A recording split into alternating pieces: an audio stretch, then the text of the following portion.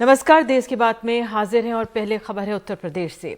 राज्य से एक और सहरा देने वाले मामला सामने आया है। हापुड़ से एक 10वीं क्लास की छात्रा एक हफ्ते पहले लापता हुई थी। उसका शव हफ्ते भर बाद नोएडा के एक अस्पताल के बाहर खड़ी एम्बुलेंस में मिला। सवाल उठे कि कौन और क्यों ऐसे किसी को छोड़ गया, लेकिन अब हापुड़ में एक शख्स ने आरोप लगाया है कि उसकी बहन का उसके ही साली ने गैंगरेप कर मार डाला। इसमें उसकी बीवी भी शामिल है। उसकी शिकायत पर उसकी पत्नी, साले, सास, ससुर पर हत्या का केस दर्ज किया गया है। साला लड़की को नोएडा के अस्पताल के बाहर एम्बुलेंस में छोड़कर फरार हो गया था। कमाल खान की रिपोर्ट। वो 22 तारीख को घर से कॉलेज जाने की बात कह के गई, लेकिन वापस नहीं आई। उसके भाई का कहना है कि उसकी बहन को ढूंढवाने में उसका साला भी शामिल था और उसकी बीवी ने बदनामी का डर दिखाकर पुलिस में रिपोर्ट नहीं करने दी। 4-5 जगह घूमने गया साथ में, और मेरी वाइफ जो थी वो भी मुझे रेगुलर फ़ोन करती रही कि ये थाने में रिपोर्ट मत करना, प्लस उसमें बेइज्जती हो जाएगी, ये हो जाएगा, वो हो जाएगा, दोनों परिवार बेकार हो जाएंगे। तो वो 1 दिन में, 2 दिन में, 4 दिन में वापस आ जाएगी। घर वालों ने छानबीन की तो पता चला कि लड़की को आखिरी फ़ोन उसके भाई के साले का ही आया था। गांव के प्रधान ने जब लड़की की सहेलियों से पूछा तो उन्होंने भी उससे दोस्ती की बात बताई। तो उन बच्चियों ने बताया कि जी उस लड़के के सिवा वहाँ स्कूल कोई नहीं आता था, और वही आता था, वही फ़ोन पर बात करता था। तो उसके बाद मैंने उनको कहा, मृतक के पिता को, कि भी लड़का वही है, आप मानो ना मानो, आपको यकीन ना हो, वो लोग आपको गुमराह कर रहे हैं, पूरा परिवार मिल करके। 31 मार्च को नोएडा के एक अस्पताल के बाहर खड़े एक एम्बुलेंस के ड्राइवर ने लड़की के पिता को फ़ोन कर कहा कि 2 लड़कों ने उनकी बेटी का शव हापुड़ ले जाने के लिए एम्बुलेंस बुक की थी। कह कर गए थे कि एटीएम से पैसा निकालने जा रहे हैं, लेकिन वापस नहीं आए, आप शव ले जाइए। इस पे घर में हंगामा हो गया। सीसीटीवी फुटेज देखी गई तो लड़की के भाई का साला ही उसे वहाँ लाता हुआ दिखा। जो कैमरे लगे हुए थे वहाँ पे, उनमें फ़ोटो में बाइक चालक और एक बंदा और था कोई, उसके बीच में मेरी सिस्टर को दबा रखा था, और इतना फोटो में दिखाई दिया वहाँ पे। घर वालों की तहरीर पे पुलिस ने उस शख्स की बीवी, उसके साले और ससुराल वालों के खिलाफ गैंगरेप और हत्या का मुकदमा दर्ज कर लिया है। पोस्टमार्टम रिपोर्ट से पता चला है कि लड़की को मुंह दबाकर मारा गया है। पुलिस हत्या की वजह तलाश रही है। आज से बावली थाने पर एक व्यक्ति ने तहरीर दी कि उसके लड़के की पत्नी तथा उसके लड़के के ससुराल जनों ने उसकी लड़की की दुष्कर्म करके हत्या कर दी है। इस तहरीर पर तत्काल अभियोग पंजीकृत किया गया, मृतका का पोस्टमार्टम कराया गया। सारी वैधानिक कार्रवाई की जा रही है। शीघ्र ही घटना का खुलासा किया जाएगा। एक अपराध ने रिश्तों को कितना शर्मसार कर दिया। उस बाप के दिल पे क्या गुजर रही होगी जिसकी 15 साल की बेटी इस तरह गैंगरेप के बाद मार दी गई, और उस भाई के दिल पे क्या गुजर रही होगी जिसकी बहन तो चली ही गई, लेकिन इस पूरे कांड में उसकी बीवी के भी शामिल होने का अंदेशा है, जिसके खिलाफ उसे खुद मुकदमा करना पड़ा। हापुड़ में अदनान के साथ, लखनऊ से कमाल खान, एनडीटीवी इंडिया। और हमारे साथ हमारे वरिष्ठ सहयोगी कमाल खान मौजूद हैं। कमाल, जब ये सुबह खबर आई थी कि किस तरह से एक 10वीं की छात्रा का शव एम्बुलेंस में हॉस्पिटल के बाहर पड़ा मिला है, तो वाकई में बहुत परेशानी हुई थी। और अब जिस तरह से आपने रिपोर्ट दिखाई है, अनेकों सवाल खड़े करती है। क्या क्या अब सवाल या परेशानियां क्या हैं? लड़की का परिवार अब क्या कह रहा है? देखिए, ऐसा है कि ये बच्ची बहुत छोटी है, सिर्फ 15 साल की है, और जिस लड़के के बारे में कहा जा रहा है कि जो शख्स जिसकी बहन है, जिस नौजवान की, वो कह रहा है कि मेरे साले ने मारा है। साले की उम्र 27 साल है। साला शादीशुदा है। पहले भी कुछ इस तरह की चीज़ों की चर्चाएं हुई हैं परिवार में, साले और उसकी बहन को लेकर के। लेकिन अब जिस तरह से उसकी बहन गायब हुई, उसके बाद वो फिर मर गई, फिर अस्पताल ले आए, कह रहे हैं कि अस्पताल में दिखाने के लिए ले गए। अस्पताल के डॉक्टर्स ने कहा कि ये मर चुकी है, तो उसको लेके बाहर आए, एम्बुलेंस में छोड़ के चले गए। तो अगर मान लीजिए ये कोई मोहब्बत का रिश्ता भी रहा हो, या लड़की अपने मर्जी से भी गई हो, या उसको फुसला के ले गए हों, क्योंकि छोटी बच्ची है, जाहिर सी बात है, नाबालिग है, और ये नाबालिग के साथ इस तरह के कुछ भी करना चाहे उसमें नाबालिग की सहमति भी हो तो ये अपराध की श्रेणी में आता है। लेकिन उसको मारा क्यों, उसका मोटिव क्या था, और अगर मारा तो उसको एम्बुलेंस में खुलेआम छोड़ के क्यों भाग गए, उसकी लाश को कहीं छुपाने की कोशिश क्यों नहीं की, बहुत सारे सवाल हैं। और लड़की 1 हफ्ते तक वो कहाँ पे रही, और ये जो लड़का है जिसकी बहन है, उसकी बीवी को क्या ये पूरी बात पता थी? क्या वो अपने भाई को बचाने के लिए अपने पति से कह रही थी कि तुम FIR मत करो? कई लड़कियां घर से जाती हैं, फिर बाद में आ जाती हैं 2, 4, 10 दिन बाद, बदनामी होगी, ये भी खुद से आ जाएगी। फिर उसका साला जो है वो इन लोगों के साथ में लड़की को ढूंढवाने में भी शामिल था। घंटों उसने लड़की को ढूंढने का भी काम किया। अगर लड़की को वो खुद लेके गया था और वो ढूंढने का काम कर रहा था तो जाहिर सी बात है उनको गुमराह करने का काम कर रहा था।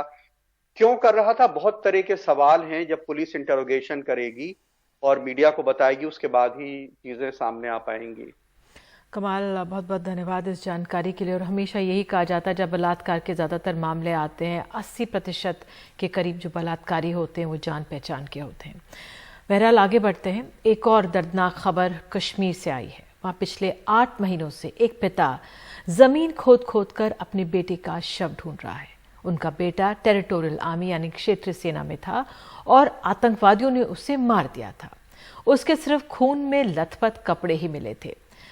मंजूर अहमद वागे बस अब अपने बेटे को सम्मानजनक विदाई देना चाहते हैं। बेटे की तलाश में गांव के जो लोग हैं, स्थानीय लोग हैं, वो भी मदद करते हैं। मंजूर वागे अपने बेटे के लिए शहीद का दर्जा चाहते हैं, लेकिन शव ना मिलने पर कागजों में वो लापता ही रहेगा। तो नज़ीर मसूदी की ये पूरी खबर है और हमारे साथ नज़ीर मौजूद है। नज़ीर, बहुत ही पीड़ादायक ये खबर है। क्या इस पे आगे बढ़ा जा सकता है? और आपने जैसे बताया 8 महीने से वो खोद रहे हैं, इस पे क्या कहना है स्थानीय लोगों का? जी, लोग जब हम उस गांव में देखते हैं कि किस तरह वो परेशान है और 8 महीनों से इस शख्स का साथ दे रहे हैं, हर दिन उसके साथ वो जमीन खोदने के लिए निकलते हैं, तलाश करते हैं कि कहीं जो शाकिर मंजूर हैं, राइफलमैन था टेरिटोरियल आर्मी में, उसकी लाश वो मिले। गांव वालों को मालूम है कि मिलिटेंटों ने उसको उठाया। वो पिछले साल ईद मनाने के लिए अपने घर गया था, वहां दोपहर का खाना खाया, वापस चला गया अपनी गाड़ी में। वापस किसी ने वहां रास्ते में रोक दिया, उसको किडनैप किया गया। फिर उसके पिता जो है मंजूर अहमद वागे, उसका कहना है कि उसको टॉर्चर किया गया, उस पर तशद्दुद किया गया ताकि वो कुछ बयान दे सके। लेकिन उसके बेटे ने, जो सेना के एक जवान था, उसने वो करने से मना किया और टॉर्चर में ही उसको मारा गया। कुछ दिन बाद उनको उसके कपड़े मिले जो खून में थे, तो उसी जगह वो कहीं बाहर गई। और कल भी जब हमने देखा और कल और आज वो वहीं थे, खोद रहे थे, क्योंकि सपनों में किसी को आया था शाकिर मंजूर, जो इस सेना का जवान, लापता जवान है। उसने कहा कि मेरी लाश को यहाँ दफनाया गया, यहाँ आइए। तो 8 महीनों से एक पिता की जो दर्दनाक कहानी है कि 8 महीनों से किस तरह वो जमीन खोद रहा है ताकि अपने लापता बेटे को, उसकी लाश को, उसको शव को कहाँ से है वो निकाला जाए और उसे ठीक तरह दफन किया जाए। वो कहता है कि वो उसको जनाजा पढ़ना चाहते हैं। नज़ीर, इस खबर का एक और पीड़ादायक पहलू ये भी है कि अगर इनका शव नहीं मिलता है तो इस बेटे को शहीद का दर्जा नहीं मिलेगा जो पिता चाहते हैं, वो लापता की फहरिस्त में होगा। ये भी बहुत दुख वाली बात है। जी, सरकारी जो कागजों में अभी तक वो लापता हैं। मैंने आज भी IGP कश्मीर विजय कुमार से बात की, उसको कहा कि क्या कर रहे हैं, क्या ढूंढ रहे हैं। उसने कहा कि जिस मिलिटेंटों ने ये दावा किया था कि उन्होंने उसको किडनैप किया था फिर मारा था, तो वो मिलिटेंट इनकाउंटर में मारे गए हैं और अगर उनके साथी कोई हमें मिले, उसको हम पकड़ने में कामयाब हो जाएं, उसका इंट्रोगेट करें, शायद कुछ पता चले। वो बहुत सख्त कोशिश कर रहे हैं इसकी लाश को मिले, लेकिन अभी तक नहीं मिला है। तो पुलिस मानती है, ये नहीं कहती है कि कहीं जिंदा है, ये कहते हैं मारा गया है। लेकिन अभी तक जब तक न उसका शव मिल जाए तो तब तक वो कागजों में लापता है। और से एक बड़ी चैलेंज ये भी है किस तरह हो, क्योंकि लापता लोगों की फहरिस्त जो कश्मीर में बहुत लंबी है। 8000 लोग पिछले 30 सालों के दौरान यहाँ लापता हो चुके हैं। कहीं को सिक्योरिटी फोर्सेस ने उठाया, कहीं को मिलिटेंटों ने उठाया, लापता हो। लेकिन ये पहली दफा है कि एक फौजी को इस तरह गायब किया गया और फिर उसके जो परिवार है, उसके पिता इस तरह 8 महीनों से जमीन खोद कर उसकी लाश को ढूंढ रहे हैं। बिल्कुल नज़ीर, इस जानकारी के लिए शुक्रिया और उम्मीद करते हैं कि उनके पिता को कुछ ज़रूर मिले। बहरहाल देश की बात में वक्त एक छोटे से ब्रेक और आगे है कोरोना का बढ़ता हुआ कहर। छत्तीसगढ़ के दुर्ग में सरकारी अस्पताल में शव रखने के लिए नहीं मिल रही है जगह।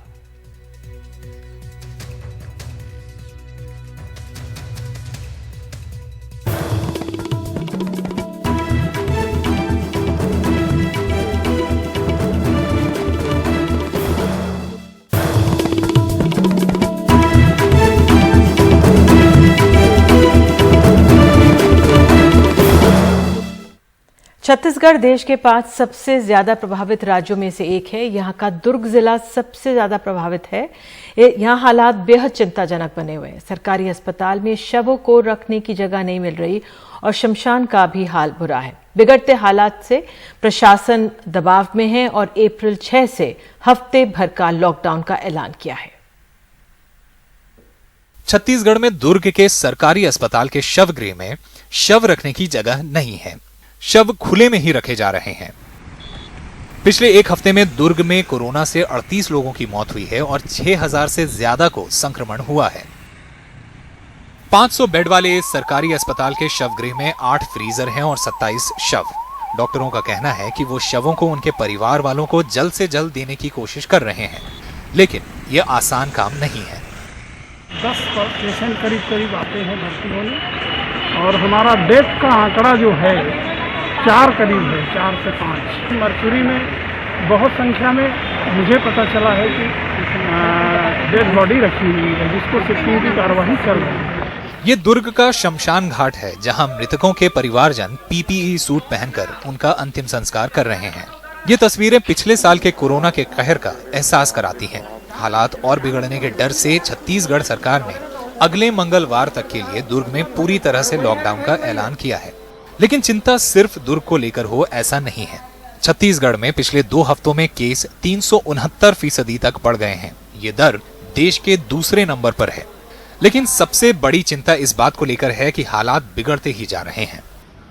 रायपुर छत्तीसगढ़ से सोमेश पटेल की रिपोर्ट। और हमारे साथ छत्तीसगढ़ के स्वास्थ्य मंत्री टीएस सिंहदेव हैं। बहुत बहुत धन्यवाद सर जुड़ने के लिए।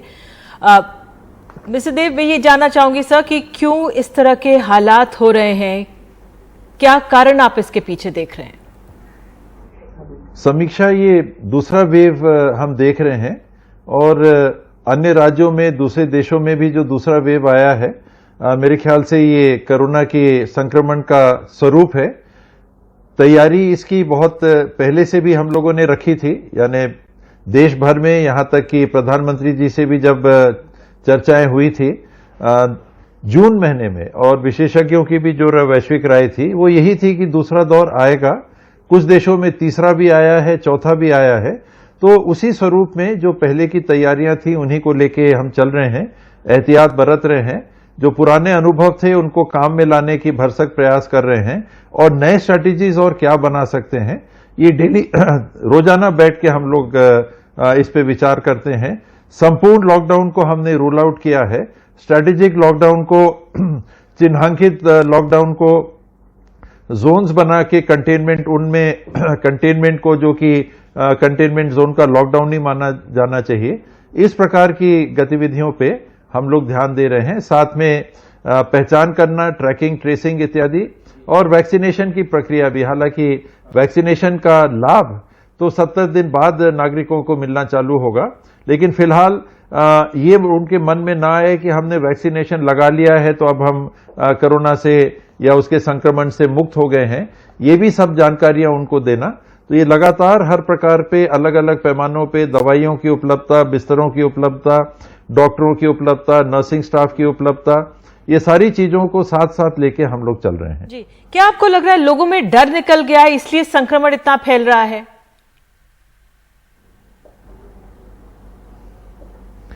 एक डर की भी बात हो सकती है, दूसरा क्योंकि संक्रमण का दर बहुत घट गया था। आज अगर छत्तीसगढ़ में हम 11.3 का कल देख रहे हैं, रायपुर में 34.9 है, दुर्ग में कल का 24% का संक्रमण का दर था। 1% तक हमारा संक्रमण का दर मार्च के पहले सप्ताह में औसतन आ गया था। तो लोगों के मन में ये भावना हो सकती है आ गई हो कि अब तो कोरोना चला गया। तो कहीं ना कहीं इस प्रकार की चूक हुई है और इसका जो स्वरूप है संक्रमण की बहुत तेजी से फैलने का, उसको हम लोग अभी देख रहे हैं। बिल्कुल, टीकाकरण के अभियान में क्या कुछ तेजी और आएगी आपके यहाँ? जी, हम लोगों ने लक्ष्य 2 लाख का रखा था और ये सुखद है कि कल हम लोगों ने 2,34,397 वैक्सीनेशंस किए और बीच में ऐसे संकेत भी थे कि थोड़ा स्लो डाउन करना है, लेकिन अब केंद्र सरकार की तरफ से ये कहा गया है कि आप वैक्सीनेशन करिए, वैक्सीन की कमी हम नहीं होने देंगे। बहुत बहुत धन्यवाद मिस्टर सिंहदेव हमारे साथ जुड़ने के लिए। उनका यही कहना है कि प्रशासन अपनी तरफ से पूरी कोशिश कर रहा है, लेकिन फिलहाल थोड़े से डर की कमी हो गई है लोगों में। तो हम सबको सतर्क रहना है, मास्क पहनना है और 2 गज की दूरी बनाए रखना है। छोटा सा ब्रेक, देश की बात में चुनाव से जुड़ी हुई खबरें लेकर हाजिर होंगे, बने रहिए हमारे साथ।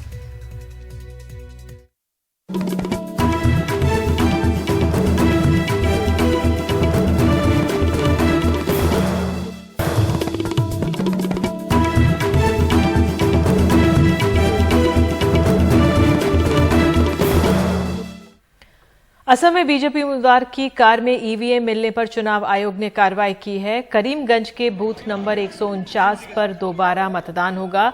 4 पोलिंग अफसर सस्पेंड कर दिए गए हैं। पीठासीन अधिकारी को कारण बताओ नोटिस भी दिया गया है।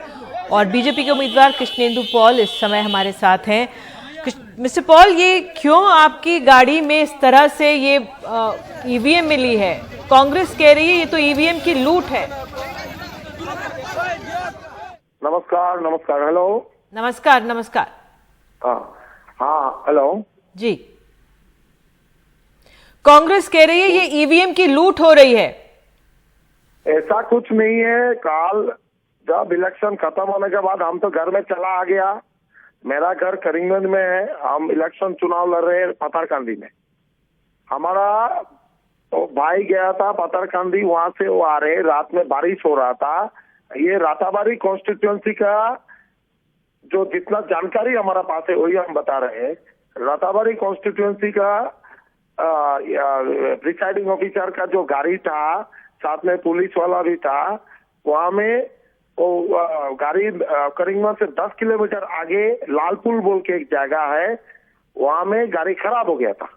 तभी आ रहे थे तो मदद मांगा एज ह्यूमैनिटेरियन ग्राउंड रात में।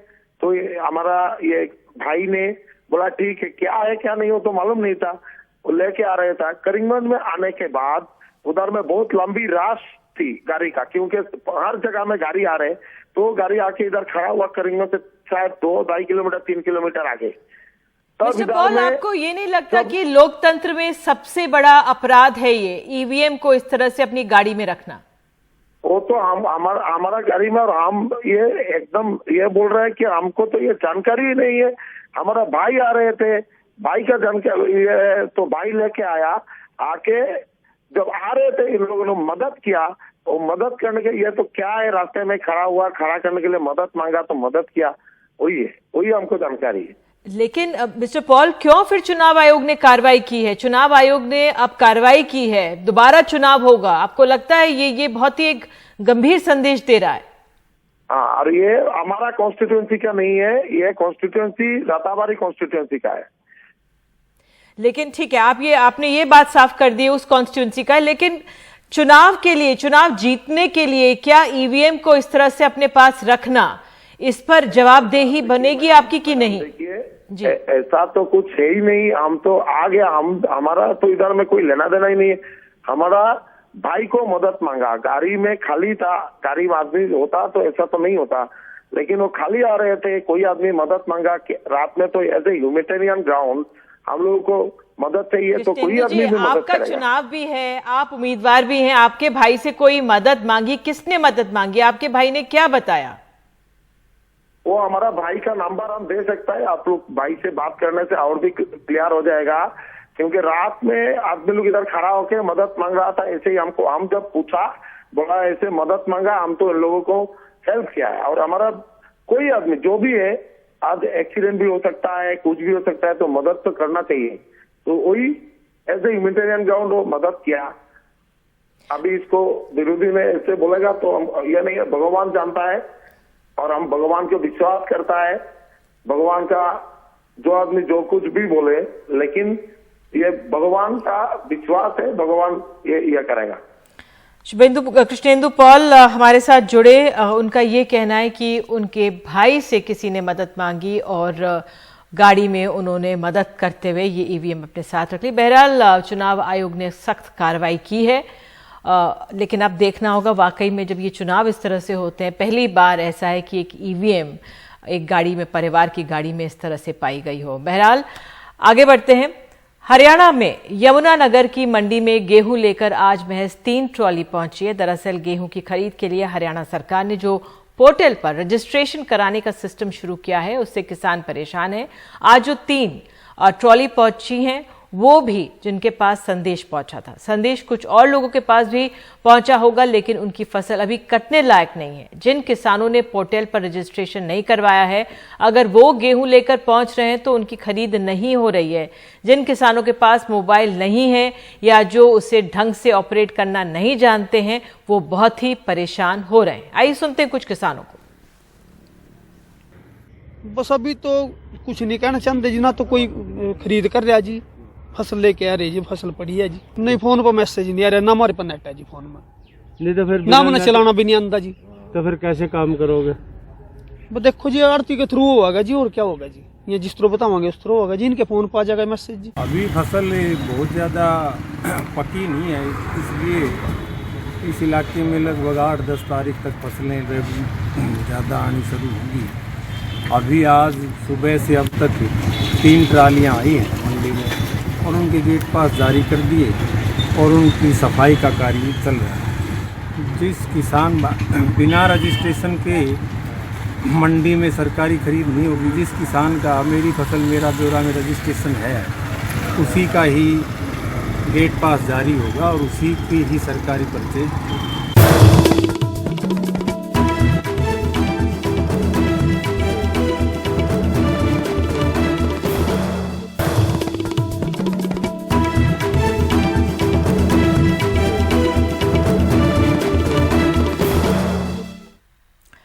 दिल्ली मेरठ एक्सप्रेसवे को 1 अप्रैल से आम जनता के लिए खोल दिया गया है। एक्सप्रेसवे के शुरू होने के साथ ही दिल्ली से मेरठ की दूरी 45 मिनट में तय होगी।